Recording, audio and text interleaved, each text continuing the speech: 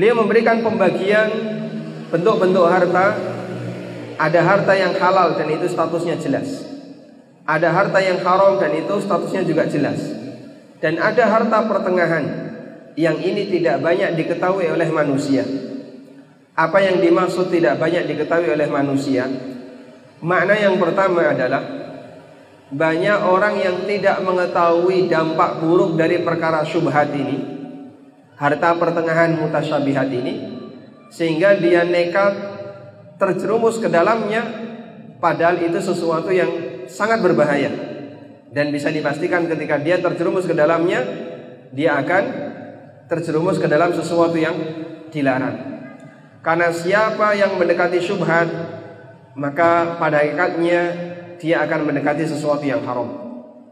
Kemudian makna yang kedua, la ya'lamuhunna katsirun minan nas.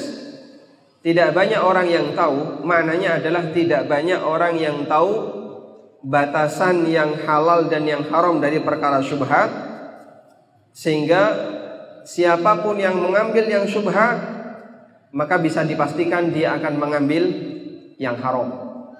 Karena itulah Nabi SAW menyarankan orang itu kalau nggak tahu maka lebih baik cari jalan selamat, cari jalan yang selamat. Sehingga ketika Anda dikasih pilihan, jalan yang kanan pasti selamat, jalan yang kiri isinya bahaya, di situ banyak singa, di situ banyak binatang berbisa. Jalan yang pertengahan kita nggak tahu, bisa jadi ada bahaya, ada yang tidak berbahaya, campuran.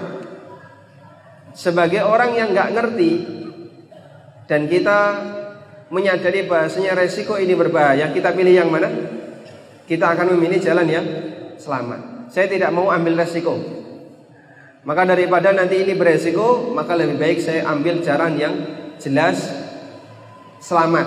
Dan itulah yang disarankan oleh Nabi sallallahu alaihi wasallam. Karena itulah Rasulullah sallallahu alaihi wasallam menjelaskan di lanjutan hadis, "Faman ittaqa syubhati faqad istabra'a li dinihi wa irdi." Siapa yang berusaha menjauhi syubhat, maka dia telah menyelamatkan agama dan kehormatannya. Wa man waqa'a fi syubhat waqa'a fil haram. Karena siapa yang terjerumus ke dalam yang syubhat, pasti dia akan terjerumus ke dalam yang haram. Beliau membuat permisalan karra'i yar'a haulal himah.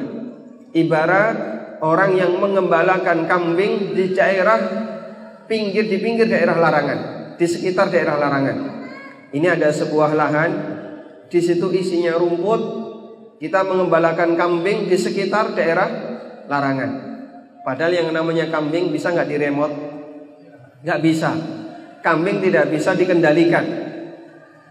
Sehingga bisa dipastikan ketika kita mengembala kambing di sekitar daerah larangan ini, yushiku ayyar ta'afihi, maka kambing tadi akan terjerumus masuk ke dalam daerah larangan. Seperti itu pula kondisi manusia. Kalau dia mendekati yang syubhat pada kondisi tertentu, pada saat hawa nafsunya lebih dominan, logikanya hilang, maka yushiku ayyar ta'afil haram, maka pasti dia akan terjerumus ke dalam sesuatu yang haram.